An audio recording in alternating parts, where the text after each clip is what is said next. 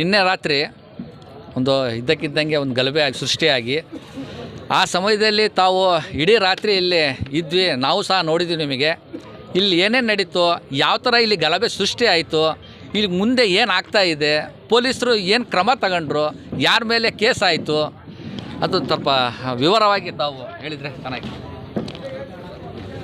ನೀವು ಹೇಳಿದರೆ ಗಲಭೆ ಆಗಿದೆ ಅಂಥೇಳಿ ಯಾವ ಕಾರಣಕ್ಕೂ ಇಲ್ಲಿ ಗಲಭೆ ಆಗಿಲ್ಲ. ಗಲಭೆ ಮಾಡಲಿಕ್ಕೆ ಎಲ್ಲರೂ ಕೆಲವು ಕಿಡಿಗೇಡಿಗಳು ಪ್ರಯತ್ನ ಮಾಡಿದರು. ಆ ಪ್ರಯತ್ನ ವಿಫಲ ಆಗಿದೆ. ಮೊದಲನೇದಾಗಿ ಎಲ್ಲ ನಮ್ಮ ಈ ಭಾಗದ ಸಮಸ್ತ ಹಿಂದೂ ಮತ್ತು ಮುಸ್ಲಿಂ ಬಾಂಧವರಿಗೆ ನನ್ನಲ್ಲಿ ಏನಪ್ಪ ಮನವಿ ಅಂತ ಹೇಳಿದರೆ, ನಿನ್ನೆ ರಾತ್ರಿ ಸುಮಾರು 8:30 ಸುಮಾರು ಎಲ್ಲ ಯುವಕರು, ಕಾಲ್ಮಾಸ್ ನಗರ್ ಯುವಕರು ಮತ್ತು ಪೊಲೀಸ್ ಅಧಿಕಾರಿಗಳು ಸಹ ಇದ್ದರು. ಪೊಲೀಸರಿಗೆ ನಾನು ಮನವರಿಕೆ ಮಾಡಿ ಇಲ್ಲಿ ಯಾವ ರೀತಿಯ ಗಲಾಟೆ ಆಗಿಲ್ಲ, ದಯಮಾಡಿ ತಾವು ಎಲ್ಲರೂ ಶಾಂತಿ ಕಾಪಾಡೋಣ ಅಂತೇಳಿ ಹೇಳಿ ನಮ್ಮ ಯುವಕರಿಗೆ ಕರೆದು ನಾವು ಅವರಿಗೆ ಯಾವ ರೀತಿ ತಿಳುವಳಿಕೆ ಹೇಳಿದ್ದೀವಿ ಅಂತ ಹೇಳಿದರೆ, ಅವರು ಒಂದು ಇಂಚು ಸಹ ಮುಂದೆ ಯಾವ ಕಾರಣಕ್ಕೂ ಅವರು ಕ್ರಮ ಕೈಗೊಂಡಿಲ್ಲ. ಏನಾದರೂ ಕಾನೂನು ಕೈಗೆ ತೊಗೊಂಡಿಲ್ಲ. ನಮ್ಮ ಮಾತಿಗೆ ಬೆಲೆ ಕೊಟ್ಟು ನಾವು ಸಹ ರಾತ್ರಿ ಎಲ್ಲ ನಮ್ಮೆಲ್ಲ ಮಕ್ಕಳ ಜೊತೆಗೆ ಎಲ್ಲ ಶ್ರಮಪಟ್ಟು ಅವರಿಗೆ ಸಮಾಧಾನ ಮಾಡಿ, ಪೊಲೀಸ್ನವ್ರ ಹತ್ರ ಚರ್ಚೆ ಮಾಡಿ, ಪೊಲೀಸ್ನವರು DYSP ಮತ್ತು ಸರ್ಕಲ್ ಇನ್ಸ್ಪೆಕ್ಟ್ರ್, ಆಮೇಲೆ ಅಡಿಷ್ನಲ್ SP ಗಳು, ಆಮೇಲೆ SP IG ಸಹ ಬಂದಿದ್ದರು. ಅವ್ರದ್ದೆಲ್ಲ ಚರ್ಚೆ ಮಾಡಿ ಯಾವ ರೀತಿ ಕ್ರಮ ತಗೋಬೇಕು ಅಂಥೇಳಿ ಹೇಳಿದಾಗ ನಮ್ಮ ಕಡೆಯಿಂದ ಒಂದು FIR ಆಗಿದೆ, ಅವ್ರ ಕಡೆಯಿಂದ ಒಂದು FIR ಆಗಿದೆ. ನಮ್ಮ ಯುವಕರ ಮೇಲೆ ಸುಮಾರು ಒಂದು 28 ಜನ ಮೇಲೆ ಕೇಸ್ ಆಗಿದೆ. ಅವರು 29 ಮೇಲೆ ಕೇಸ್ ಆಗಿದೆ. ಮಹಿಳೆಯರಿಗೂ ವಿನಾಕಾರಣ ಮಹಿಳೆಯರೆಲ್ಲ ಅವ್ರ ಮೇಲೂ ಸಹ ಕೇಸ್ ಆಗಿದೆ. ಅದೇ ರೀತಿ ಅವರು ಒಂದು ಕೇಸ್ ಕೊಟ್ಟಿದ್ದಾರೆ, ಅವರು ನಮ್ಮ ಹುಡುಗರ ಮೇಲೆ. ಅದೇ ರೀತಿ ಈಗ ಇಲ್ಲಿ ಈ ಮಾಧ್ಯಮಗಳಲ್ಲಿ ಏನು ತೋರಿಸ್ತಾ ಇದ್ದಾರೆ ಆ ರೀತಿ ಇಲ್ಲಿ ಏನು ಅಂತ ಈ ಥರ ಘಟನೆ ಆಗಲಿಲ್ಲ. ಹಿಂದೂಗಳ ಮೇಲೆ ಹಲ್ಲೆ, ಮುಸಲ್ಮಾನಗಳ ದೌರ್ಜನ್ಯ, ಇಲ್ಲಿ ಸುಮಾರು ವರ್ಷದಿಂದ ಸೌಹಾರ್ದತೆಯಿಂದ ಶಾಂತಿ ಮತ್ತು ಪ್ರೀತಿಯಿಂದ ಬದುಕ್ತಾ ಇದ್ದೀವಿ. ಇತ್ತೀಚಿನ ದಿನಗಳಲ್ಲಿ ಇಲ್ಲಿ ದಾವಣಗೆರೆದಲ್ಲ, ಇಡೀ ರಾಜ್ಯದ ವಾತಾವರಣ ಅದೇ ರೀತಿ ಇದೆ.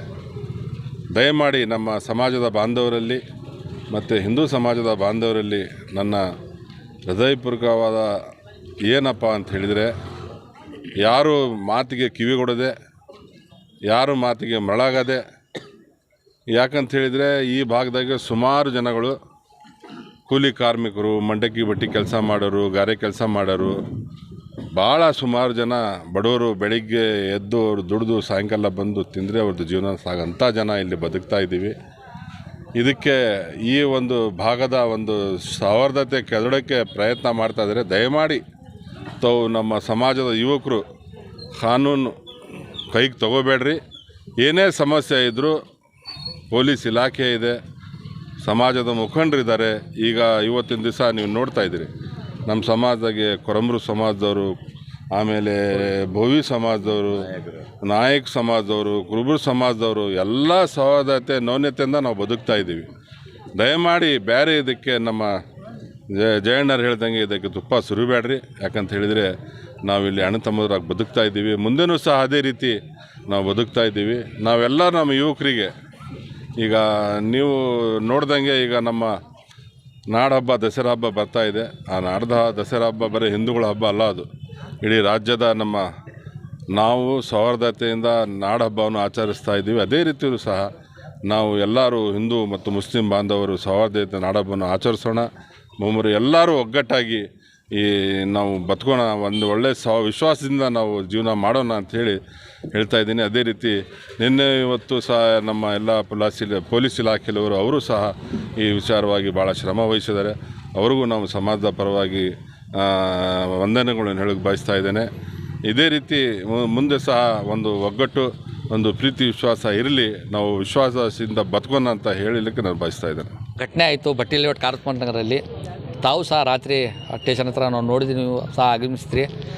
ಅಲ್ಲಿ ಆ ಕಾನೂನಿನ ಕ್ರಮ ಏನಾಯಿತು ಅದ್ರ ಬಗ್ಗೆ? ಇಲ್ಲಿ ಮಾಧ್ಯಮದವರು ಸೃಷ್ಟಿ ಗಲಾಟೆ ಬಿಟ್ಟರೆ ಬೇರೆ ಯಾವುದೂ ಗಲಾಟೆ ಆಗಿಲ್ಲ. ಇಲ್ಲಿ ನೂರಾರು ವರ್ಷಗಳಿಂದ ಹಿಂದೂ ಮುಸ್ಲಿಮ್ಗಳು ಅಣ್ಣ ತಮ್ಮರಾಗಿ ಜೀವನ ಮಾಡ್ತಾಯಿದ್ದಾರೆ. ಇಲ್ಲಿ ಕೆಲವೊಂದು ನಿರುದ್ಯೋಗಿ ರಾಜಕಾರಣಿಗಳಿಗೆ ಅರ್ಜೆಂಟ್ ಗಲಾಟೆ ಬೇಕು, ಕೆಲವೊಂದು ಈ ಮೀಡಿಯಾದವರಿಗೆ ಹಗಲೆಲ್ಲ ನ್ಯೂಸ್ ತೋರ್ಸೋಕ್ಕೆ ಗಲಾಟೆ ಬೇಕು. ಅದು ಬಿಟ್ಟರೆ ಯಾವುದೂ ಆಗಿಲ್ಲ. ಇಲ್ಲಿ ಅಣ್ಣ ತಮ್ಮಗಳಂಗೆ ಬದುಕ್ತಾ ಇದೀವಿ ನಾವು. ಅವ್ರು ಹೇಳಿದ್ದೆಲ್ಲ ಶುದ್ಧ ಸುಳ್ಳು. ಈಗ ಅವ್ರಿಗೇನಾರು ತೊಂದರೆ ಆದರೆ ಹಿಂದೂಗಳಿಗೆ ಮುಸ್ಲಿಮರು ಬರಬೇಕು, ಮುಸ್ಲಿಮರಿಗೆ ತೊಂದರೆ ಆದರೆ ಹಿಂದೂಗಳು ಬರಬೇಕು. ಅದು ಯಾರೋ ಹೊರಗಿನ ರಾಜಕಾರಣಿಗಳಿಗೆ ಇಲ್ಲಿ ಅವಕಾಶ ಕೊಟ್ಟರೆ ಯಾವುದೇ ಏರಿಯಾ ಆಗಲಿ ಯಾವುದೇ ಗಲಾಟೆ ತಗೊಳ್ರಿ ನೀವು, ಹೊರಗಿನಿಂದ ಏನು ಬರ್ತಾರಲ್ಲ ಅವರಿಂದನೇ ಗಲಾಟೆ ಸೃಷ್ಟಿ ಆಗುತ್ತೆ ಹೊರತು ಅಕ್ಕಪಕ್ಕದವ್ರು ಯಾವತ್ತೂ ಗಲಾಟೆ ಮಾಡಿಲ್ಲ. ಸೊ ಹಾಗಾಗಿ ಅದು ಸೃಷ್ಟಿ ಆಗಿರೋದಷ್ಟೇ. ಅದು ಯಾವ ರೀತಿಯಿಂದ ಗಲಾಟೆ ಆಗಿಲ್ಲ. ತಕ್ಷಣ ನಮ್ಮ ಹಿರಿಯರು, ನಮ್ಮ ಸಮಾಜದ ಎಲ್ಲ ಮುಖಂಡರು ಸೇರಿ ಅದನ್ನು ತಿಳಿಗೊಳಿಸಿದರು.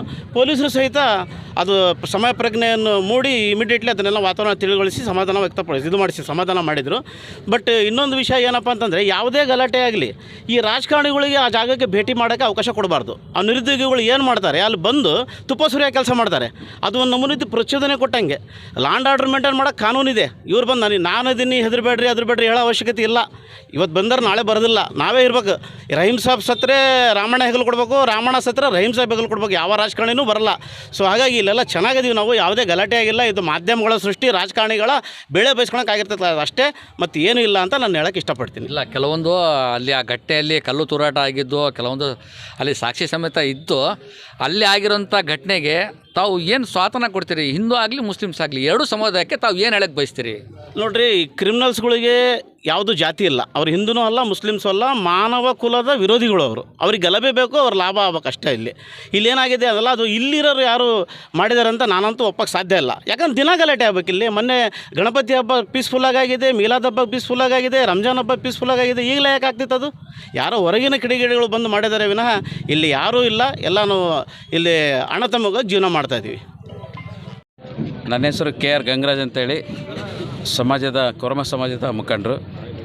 ತಮ್ಮಲ್ಲಿ ಮನವಿ ಮಾಡ್ಕೊಳ್ಳೋದಿಷ್ಟೇ, ಹಿಂದೂ ಮತ್ತು ಮುಸ್ಲಿಮ್ಸ್ ನಾವೆಲ್ಲ ಅಣ್ಣ ತಮ್ಮಳಿದ್ದಂಗೆ ಅದಾವೆ. ನಮ್ಮದು ಇಮಾಮ್ ನಗರ.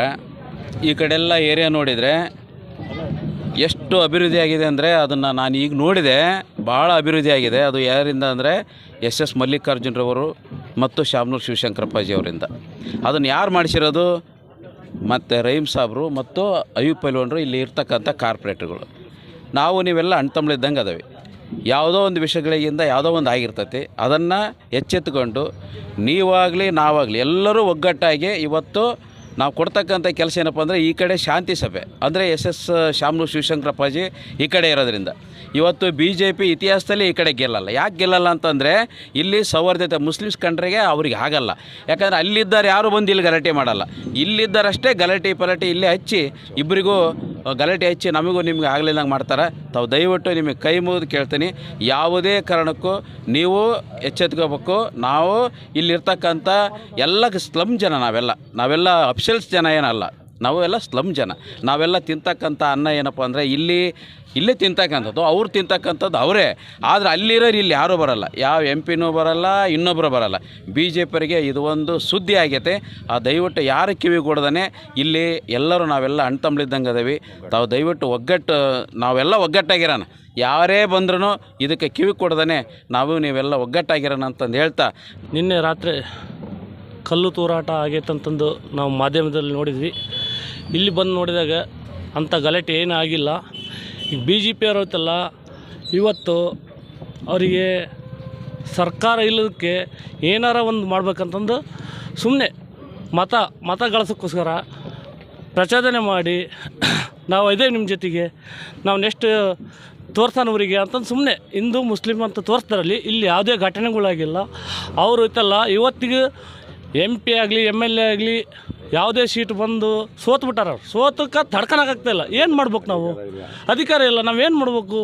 ಇದೇ ಪ್ರಚೋದನೆ, ಸುಮ್ಮನೆ ಅದು ಪ್ರಚೋದನೆ, ಇದು ಪ್ರಚೋದನೆ. ನಮಗೆ ಅದು ಇನ್ನೊಂದು ಮತ್ತೊಂದು ಸುಮ್ಮನೆ ಸುಳ್ಳು ಹೇಳೋದು, ಸುಳ್ಳು ಹೇಳ್ಕೊಂತಲೇ ಬರ್ತಿರೋದು. ಅವ್ರು ಜನ ಬಳಕಿಲ್ಲ, ಸೋತರು. ಅದನ್ನು ಸಹಿಸೋಕ್ಕಾಗ್ತಾಯಿಲ್ಲ. ಅಭಿವೃದ್ಧಿ ಮಾಡ್ತಿರೋದು ನಮ್ಮ ಮಲ್ಲಣ್ಣವರು, SS ಮಲ್ಲಿಕಾರ್ಜುನು ಮತ್ತು ಡಾಕ್ಟರ್ ಪ್ರಭಾ ಮಲ್ಲಿಕಾರ್ಜುನು.